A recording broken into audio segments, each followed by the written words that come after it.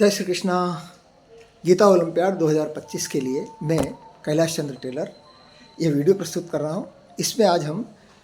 दूसरे अध्याय के श्लोक संख्या 31 से श्लोक संख्या 39 तक लेने वाले हैं। इन में 38 श्लोकों तक 31 से 38 श्लोक तक भगवान क्षात्र धर्म की दृष्टि से युद्ध को अर्जुन का स्वधर्म बतलाकर उसके त्याग को सब प्रकार से अनुचित सिद्ध करते हुए कहते हैं कि अपने धर्म को देखकर भी तू भय को करने के योग्य नहीं है और क्षत्रिय के लिए तो धर्मयुक्त युद्ध से बढ़कर अन्य कोई कर्तव्य होता ही नहीं है। इसलिए जो यह अपने आप प्राप्त हुआ खुले हुए स्वर्ग के द्वार रूप यह जो युद्ध है, ऐसा तो भाग्यवान क्षत्रिय लोगों को ही मिलता है। इसलिए तुझे इस अवसर का लाभ उठाना चाहिए। किंतु यदि तू इस धर्मयुक्त युद्ध को नहीं करेगा तो स्वधर्म और कीर्ति को खोकर पाप को भी प्राप्त होगा और सब लोग तेरी बहुत समय तक रहने वाली निंदा करेंगे और जो माननीय पुरुष होते हैं उनके लिए निंदा जो है मृत्यु के समान होती है। और जो तेरी दृष्टि जिन लोगों की दृष्टि में तू अब तक महान योद्धा था, उनकी दृष्टि में अब तू लघुता को प्राप्त होगा और वे महारथी लोग तेरे सामर्थ्य की निंदा करते हुए ऐसे बहुत से वचनों को कहेंगे जो किसी भी व्यक्ति के लिए मरने से अधिक दुख देने वाले होते हैं।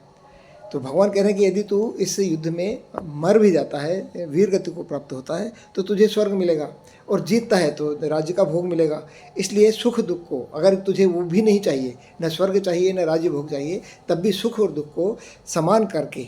और फिर तुझे लाभ हानि सुख दुख जय विजय इन सब के ऊपर इन सबको समत्व में रख करके और फिर तुझे युद्ध के लिए तैयार हो जाना चाहिए। फिर भगवान कह रहे हैं 39वें श्लोक में सांख्य योग का जो प्रकरण है इसका समापन करते हुए कर्म योग के प्रकरण को आरंभ करने की प्रस्तावना करते हुए भगवान कहते हैं कि हे पार्थ, यह बुद्धि मैंने तुझे ज्ञान योग के विषय में कही है। अब इसको तू समत्व योग के विषय में भी जान, जिससे युक्त हुआ तू सब कर्म बंधनों को भली भांति त्याग देगा, अर्थात उनको नष्ट कर डालेगा। इस तरह से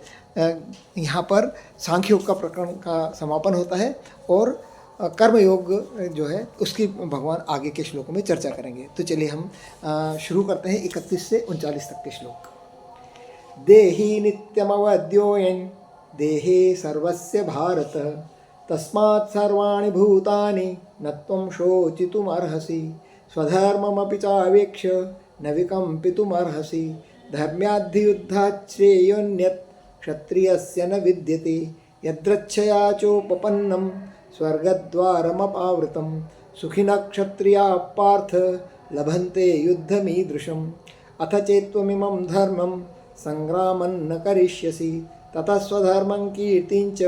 हित्वा पापमवाप्स्यसि अकीर्तिं चापि भूतानि कथयिष्यन्ति ते व्ययां सम्भावितस्य चाकीर्तिर्मरणादतिरिच्यते भयाद्रणादुपरतं मंस्यन्ते त्वां महारथाः येषाञ्च त्वं बहुमतो भूत्वा यास्यसि लाघवम् अवाच्यवादांश्च बहून् वदिष्यन्ति तवाहिताः निन्दन्तस्तव सामर्थ्यं ततो दुःखतरन्नु किं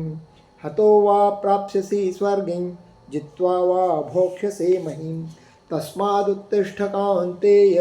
युद्धाय कृतनिश्चयः सुखदुःखे समे कृत्वा लाभालाभौ जयाजयौ ततो युद्धाय युज्यस्व नैवं पापमवाप्स्यसि एषा ते भीता सांख्ये बुद्धिर्योगे त्विमां शृणु बुद्ध्या युक्तो यया पार्थ कर्मबन्धं प्रहास्यसि। जय श्री कृष्णा।